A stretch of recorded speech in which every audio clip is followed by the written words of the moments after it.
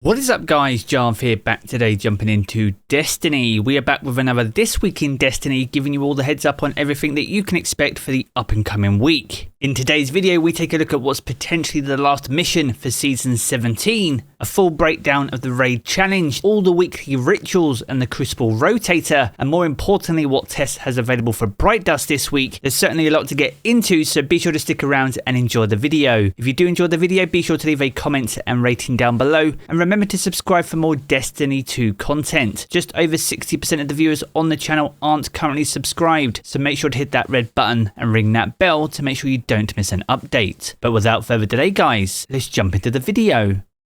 Now today's video is brought to us by Mech Arena. Now Mech Arena is short and fast paced, delivering short and action packed matches, delivering 5 minutes of fun from start to finish. All the maps in Mech Arena are tight and designed for short intense gameplay with tons of encounters and respawns. Now the great thing about Mech Arena is it doesn't rely on fast reflexes, yet it doesn't feel slow either, giving you the best of both worlds in this competitive mech shooter. Now this month is an absolutely huge month for Mech Arena. First up, there's the Battle Pass Season 9 with tons of rewards and skins to grab. And if that wasn't enough, it's also Mech Arena's 1 year anniversary, and they've got a packed schedule and some crazy prizes to win, including a brand new pilot called Archangel, and I can't wait to dive in. Now Mech Arena is completely free to play on Android and iOS right now, and if you use my personal link or scan the QR code right here, you get a free starter pack worth up to $25. This includes the Firelight skin, the Prodigy crate, and also a Plasma Cannon 4 to help kickstart your game. And if you're quick, you can even add me as a friend and we can play some matches together in Mech Arena, so don't wait around, and all their details are down in the video description below. Now another week and another This Week in Destiny, and we have just 2 weeks left of Season 17, and normally we could see an epilogue take place, which has often been the case in previous seasons. However, with that being said, for the most part we've had the final mission for Season of the Haunted, but we do have one final mission that needs to take place. This particular mission is called High Alert Anomaly Detected and takes place over in the Helm. We need to travel to the Helm to listen to an ominous message. Now there are some unused Callous voice lines in Season 17. We're not going to cover them in this video today as I don't want to spoil the narrative for the finale as Season 17, but with Bungie keeping their cards very close to their chest, this will either take place this week or next week, with the reset on the 16th of August being the final reset as Season 17, with Season 18 kicking off on the 23rd of August. There are certainly some exciting weeks ahead, but as always guys, be sure to let me know your thoughts down in the comments below. Now from here we're going to jump over to the Vow of the Disciple and the up and coming raid challenge for the week. This week's challenge is called Swift Destruction and can be found in the first major encounter. Now to complete this challenge you must kill all the champions at roughly the same time. You have a few seconds in order to do so on all rounds throughout the encounter. As always, to get these done you'll need a well coordinated team and excellent communication, but if you can absolutely nail it, you'll get your hands on a new triumph if you're working towards the Disciple Slayer seal, but also an additional raid chest and some sweet adept raid loot. Now from here we're going to move over to the featured raid and dungeon for the up and coming week. This week sees us return to the Vault of Glass, the old reprised raid from Destiny 1. Now as the featured raid it will have all its challenges available, which means you have excellent opportunities to earn those sweet time loss weapons, and if you haven't got your hands on the Vex Mythoclast, you'll even be able to farm the Atheon checkpoint in order to get your hands on one of the best exotics in the game. It's definitely one of the best raids when it's in the featured rotation, so make sure to jump in and get your hands on some sweet precious loot. Now as for the featured dungeon, this week's dungeon is the Grasp of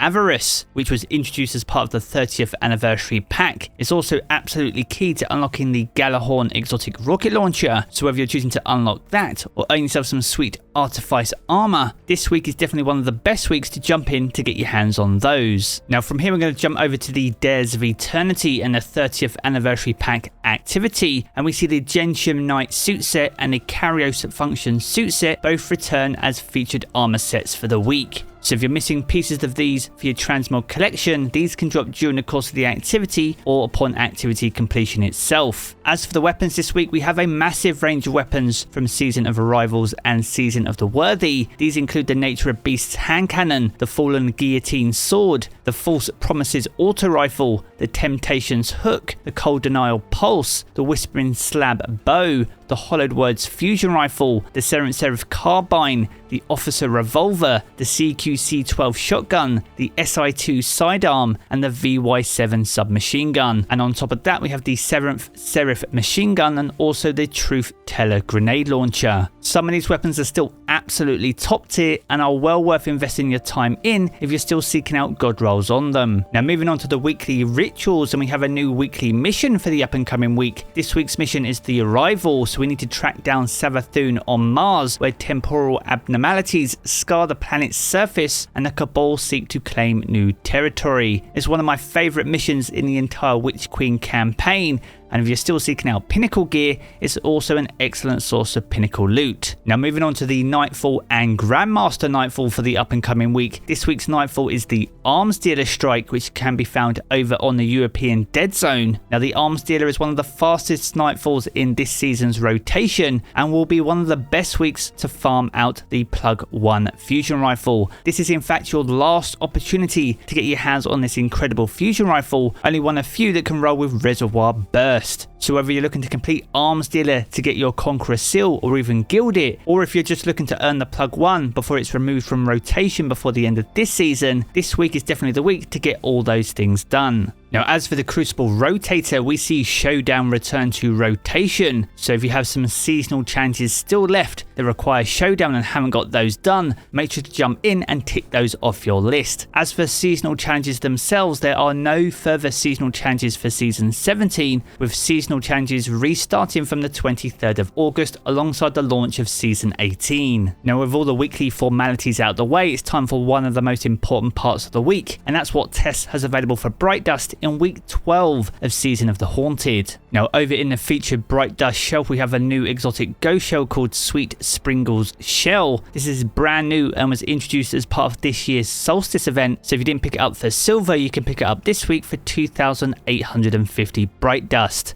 Next up, we have a brand new exotic weapon ornament for the Wither Horde, and it's called Splendid Vigor. This was also brand new as part of this year's Solstice event and can be picked up this week for 1,250 Bright Dust. Next, we have a brand new transmat effect called Baroque Entrance. If you missed out on this during Solstice, you can pick it up this week for just 450 Bright Dust. And the same can be said for the Solstice shader called Regal Daring. Now this was in fact available in Eververse during Solstice, but if you missed out on it, this is your last opportunity and can be picked up this week for just 300 Bright Dust. Now over in the main Bright Dust store, we have the exotic emote called Water Gun. This was available for 1,000 silver during Solstice, but can be picked up right now for 3,250 Bright Dust. Alongside that, we have another emote. This one's a legendary and it's called No Fair. Now much like the exotic emote, you could pick this up for 500 silver during Solstice, but can be picked up this week for 700 Bright Dust. Next up, we have an exotic ghost shell called Sea Shell. This ghost is literally made of seashells, so if you missed out on it during Solstice, you can pick it up for 2,850 Bright Dust this week. Alongside that, we have the Quadricycle, a brand new exotic sparrow, an absolutely awesome go-kart themed sparrow in fact. Now this is a very much desired item and was available for 800 silver during Solstice, so if you missed out on it or you were waiting for Bright Dust, you can pick it up this week for 2,500 Bright Dust. Now alongside the sparrow, we have an exotic ship called Argentate Dusk. This is in fact from a previous Solstice event, so if you missed out on it and are collecting, this will set you back 2,000 Bright Dust this week. The penultimate item on offer this week is a ghost projection called Seashell Projection. As you can gather, this was also available during Solstice, but can be picked up right now for 1,500 Bright Dust. And the final item on offer this week is an exotic weapon ornament for the Sturm, and this is called Sudden Squall. Now this isn't brand new, but was available previously as part of a Solstice event, so once again, if you're collecting and missed out on it, you can pick it up this week for 1,250 Bright Dust.